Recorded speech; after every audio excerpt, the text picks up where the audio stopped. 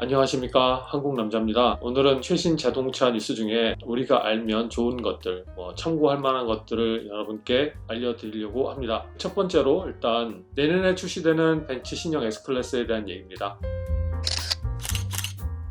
제 영상에도 있고 이미 신형 S클래스에 대한 안내가 많이 이루어진 상황이죠. 정말 많은 부분이 변경되고 업데이트되면서 출시될 것이라는 것은 우리 모두가 다 아는 상황입니다. 그럼 과연 이 차는 얼마에 팔 건데? 라는 것이 가장 또 궁금한 점이겠죠. 드디어 미국에서 판매되는 가격이 공개되었습니다. 물론 한국이나 여러분들 사는 나라마다 정해진 가격이 모두 공개된 것은 아니지만 이번 미국 출시 가격을 비교해서 예상하면 어느 정도 가격이 되겠다라고 유추할 수 있을 것 같아요. 지난 모델 대비해서 어느 정도 가격이 된다라고 말씀을 드리도록 하겠습니다. 일단 미국에서 출시되는 신형 S클래스는 디젤을 제외하고 가솔린 차만 판매가 되는데 일반 엔트리 레벨이 S500이라고 합니다. 기존의 이전 세대는 S450이었죠. S500으로 바뀌었고 그에 따라서 출시된 가격이 어느 정도 올라갔냐? 미국 달러로 15,650불이 상승된다고 합니다. 상당히 큰 돈이에요. 한국 돈으로는 2천만 원이 대략 안 되는 그런 돈인데 정말 많은 가격 차이를 보이는 그런 가격 결정을 한 거죠. 그 정도 가격을 올렸을 때에는 기존의 옵션이었던 것이 기본 사양으로 바뀌었냐? 포매틱이 옵션이었는데 그 포매틱이 기본으로 들어갔습니다. 그거 이외에는 특별하게 더 옵션 사항이 기본 사양으로 추가된 것은 없다고 합니다. 물론 기존에는 V6 엔진에 362마력의 엔진을 사용했는데 이번에는 직렬 6기통 엔진에 429마력이 적용된 엔진을 사용한다고 해요. 엔진이 추적적인 부분을 포함한 업그레이드 된 상황이지만 그렇다고 해서 엔진 자체가 옵션은 아니기 때문에 이 엔진 때문에 가격이 더 많이 올라갔다라고 하는 거는 좀 어폐가 있을 거라고 보입니다. 여기에 더해서 기존의 S560이었던 것이 이번엔 S580으로 바뀌는데 이렇게 바뀌면서 올라가는 가격이 미국 달러로 약 9,000달러 정도 된다고 합니다. 8,900 몇십 불 정도 하는 것 같아요. 이 차 역시도 특별한 옵션이 추가된 부분 없다고 합니다. 기존의 가솔린 엔진이 적용된 S클래스는 기존 모델보다 상당히 많은 가격 차이를 보인다라는 예상을 할 수가 있어요. 그리고 두 엔진 모두 마일드 하이브리드를 사용한다고 하니까 이 부분은 또한 살짝 업그레이드 된 부분이라고 할 수 있습니다. 최근에는 벤츠 엔진이 대부분 마일드 하이브리드 시스템을 다 적용을 하고 있죠.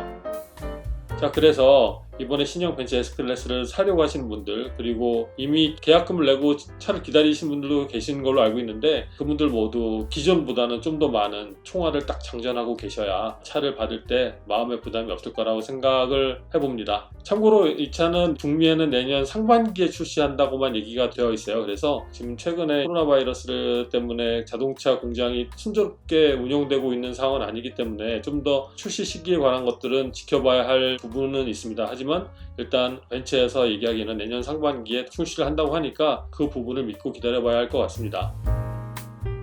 자, 그리고 두 번째는 전기차에 관련된 얘기예요. 좀 더 자세히 들어가면 전기차에 들어가는 배터리에 관한 내용입니다. 대부분의 전기차는 같은 차종이나 같은 성능의 휘발유차에 비해서 대략 한 20%, 많게는 30% 이상 비싼 가격이 책정되고 있죠. 물론 전기차 보조금 정책을 시행하고 있지만 그래도 휘발유차에 비해서는 가격이 높은 것이 현실이에요. 제가 예전에 소울을 한번 봤는데 이 캐나다 기준으로 보면 소울이 풀 옵션 차를 휘발유차로 대략 3만 불 정도 이하로 살 수가 있는데 전기차 같은 경우는 거의 5만 불이 넘어가는 가격이에요. 물론 전기차 혜택을 받는다고 하더라도 4만 불 훌쩍 넘는 그런 가격을 지불을 해야만 차를 살 수가 있습니다. 그래서 물론 이제 풀옵션 기준으로 말씀을 드린 건데 그렇게 되면 대략 30% 이상의 그 가격 차이를 보이고 있죠. 이렇듯이 휘발유차에 비해서 전기차가 가격이 높은 건데 그 이유가 바로 배터리 금액 때문에 그렇다고 합니다. 근데 드디어 배터리 금액에 대한 좋은 뉴스가 들려왔어요. 최근에 블룸버그 NEF라는 게 뭐냐면 뉴 에너지 파이낸스라고 블룸버그에서 신규 에너지 관련된 디파트먼트에서 발표된 내용이에요. 그 내용에 따르면 2023년도, 지금 2020년도가 다 갔으니까 대략 한 2년 후 그 정도에는 킬로와트당 배터리 가격이 101달러로 내려간다고 합니다. 현재는 130달러가 좀 넘는다고 하는데 킬로와트당 101달러라는 얘기가 어떻게 비교하시면 되냐면 일반 휘발유 차량과 같은 수준으로 차 가격이 책정된다는 그 의미는 전기차 배터리 가격이 킬로와트당 100달러라고 해요. 2023년도에는 101달러가 된다고 하니까 일반 휘발유차하고 같은 수준의 차량 가격으로 내려오는 거죠.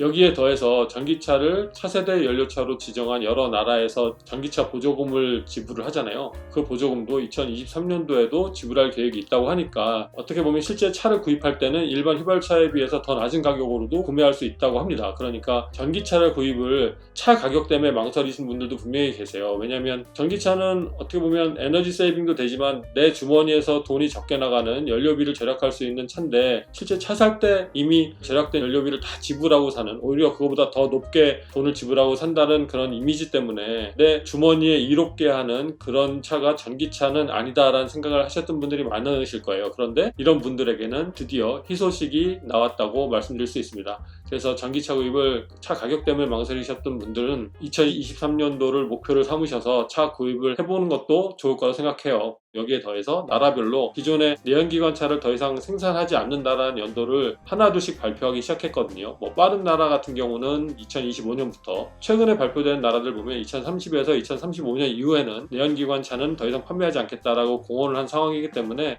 전기차에 대한 앞으로의 가격적인 면은 상황 자체가 점점 더 나아질 거라고 생각을 합니다. 그래서 여러분께 이번에는 이 두 가지 뉴스를 알려드리는 시간을 가져봤고요. 여기에 더해서 이번 영상에 제가 좀 하고 싶은 말을 담아보려고 합니다. 어떻게 보면은 해야 될 말이고 우리 모두가 생각하고 있어야만 하는, 요구해야만 되는 이런 것들 중에 하나인데, 이번에 미국에서 혼다의 100만 대가 넘는 차의 리콜을 실시한다고 했어요. 이에 관련된 여러 차종이 있지만 이 100만 대 이외에도 추가적으로 리콜에 걸린 차가 더 있다고도 하는데, 혼다의 이 리콜을 말씀드리려고 하는 건 아니고 리콜 시행하는 방법에 대해서 좀 여러분께 말씀을 드리려고 합니다. 자, 일단 리콜이라는 서비스를 받기 위해서는 자동차 메이커로부터 직접 연락을 받아야 알 수 있죠. 아니면은 신문 기사나 이런데 어떤 차가 어떻게 리콜을 한다라는 기사가 나오면 관심 있는 사람은 이렇게 딱 캐치해서 알 수가 있고요. 하지만 보통은 그 메이커에서 전화나 편지를 통해서 리콜 사항을 알려줍니다. 이때는 새 차를 구입해서 계속 같은 주소지에 거주하면서 차를 운용하면 이런 연락을 받는 데는 아무런 문제가 없죠. 근데 새 차를 구입한 다음에 이사를 간다거나 아니면 차를 중고로 구입했을 때는 이런 리콜에 대한 개별 연락을 전혀 받을 수가 없어요. 저도 예전에 포드 F350의 타이어에 리콜이 걸려있는 차를 전혀 알지 못하고 중고로 구입을 했습니다. 근데 구입하고 난 다음에 뒷바퀴에 바람이 계속 빠지는 거예요. 넣으면 빠지고. 그래서 타이어 검사도 해봤는데 타이어에 아무런 문제가 없고, 근데 나중에 알고 보니까 그 연식에 그 차에 들어간 그 순정 타이어는 아무 이유 없이 바람이 빠지는 그런 안 좋은 타이어가 적용될 수 있어서 타이어 회사에서 메이커를 통해서 리콜을 했다고 해요. 그 리콜 같은 경우는 계속된 리콜이 아니라 어느 정도 기간이 걸려있는 리콜이었어요. 그런데 그 리콜이 걸려있는 타이어를 전 주인이 리콜을 받지 않아서 제가 차를 구입하면서 그 타이어가 그대로 온 거죠.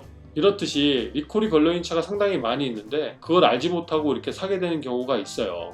알게 되더라도 이렇게 서비스 기간이 지나서 리콜을 못 받는 경우도 있고, 결국은 제가 제 돈 들여서 타이어를 바꿔야 되는 그런 상황이 될 수밖에 없었습니다. 아무튼 이렇게 리콜이 걸린 차, 특히 안전과 밀접하게 관련된 부분에 리콜이 걸린 차가 있잖아요. 이 경우는 새 차 구입자 물론이고 그 차를 중고차로 구입한 모두에게 연락이 취해질 수 있게 하는 법이나 규정을 고쳐서 안전 피해에 따른 그런 피해자가 나오지 않게 해야 한다고 생각을 합니다. 이 부분은 힘없는 저 같은 유튜버가 아무리 외쳐봐야 큰 효과는 없을 것 같고, 우리 모두 다 생각을 해서 한번 이 부분을 고쳐나가면 어떨까라는 생각을 해보게 됐어요.